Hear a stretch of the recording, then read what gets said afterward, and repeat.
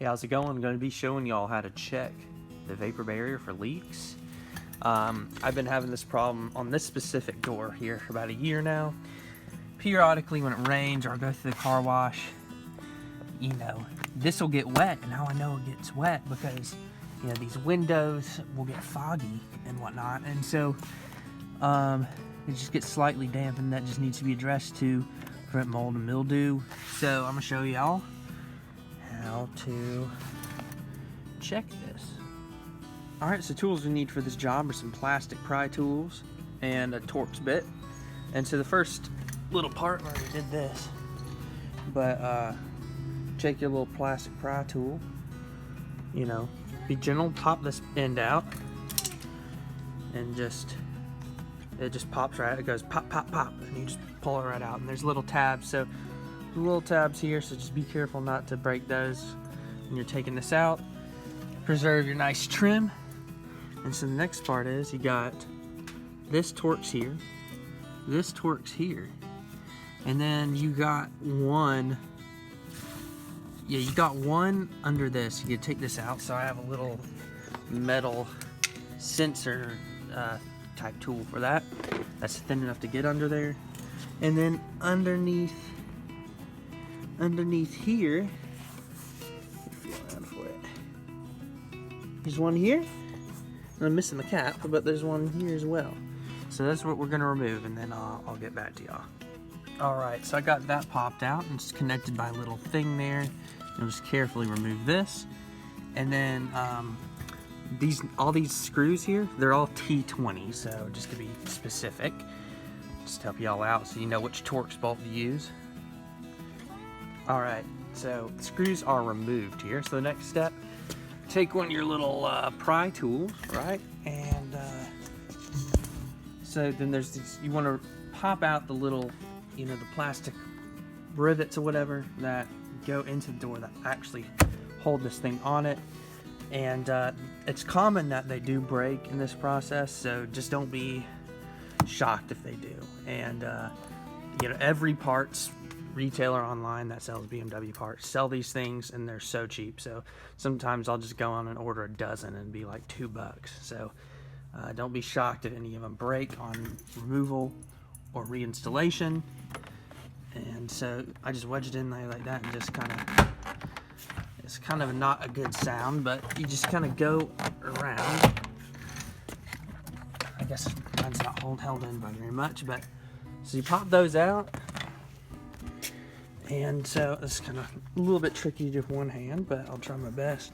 Kind of pop this out from the top. And so what's left is connected is the speaker and the door handle. So how you do the door handle, I will need two hands, but I'll describe how to do it.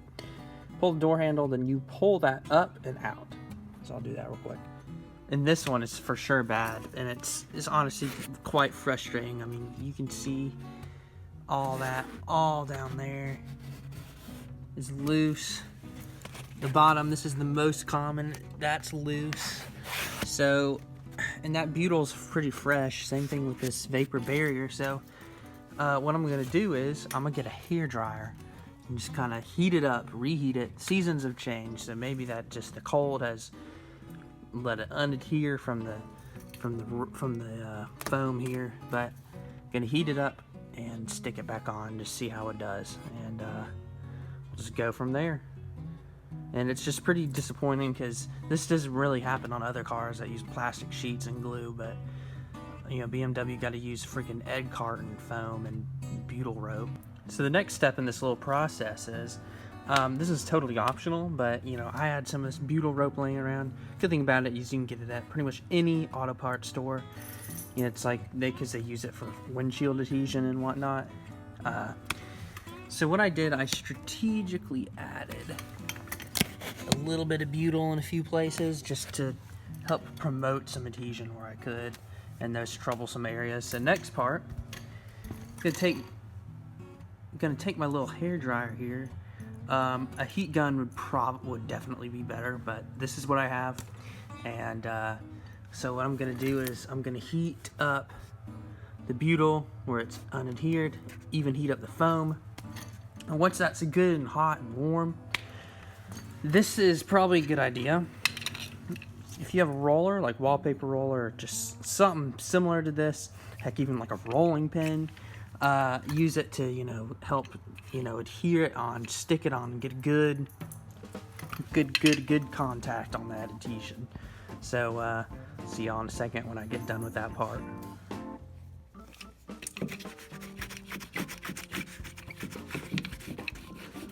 Go and get a good roll. I even heated up some of the foam there.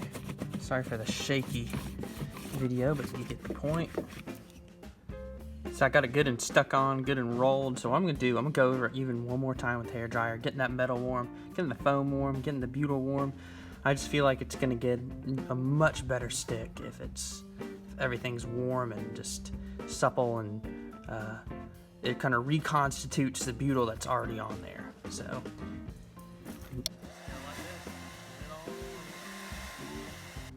Alright, so I went ahead and did the bottom part the same way as I did the side there. So it's all done. Reinstallation is really the same thing as removal, just in reverse, obviously. And what would I recommend for this? Obviously, it's not so hard to do it by yourself if you have the time and the patience and the little tools you need. And but if you have the cash and you don't mind spending it, going to the dealer or going to an indie where you get a warranty would definitely be a good idea, especially if you're getting a window regulator installed, because these fail all the time, and if you have a warranty, you can get it done for free. And if it fails in, you know, in 2 years, I can't remember how long the BMW warranty, but I know of an indie shop near me that does 3-year warranties, which certainly would come in handy with a troublesome door like this. And hope this helped, and if you enjoyed it, hit like and subscribe, and for more E46 content, and hope this was of some value to somebody. Thanks.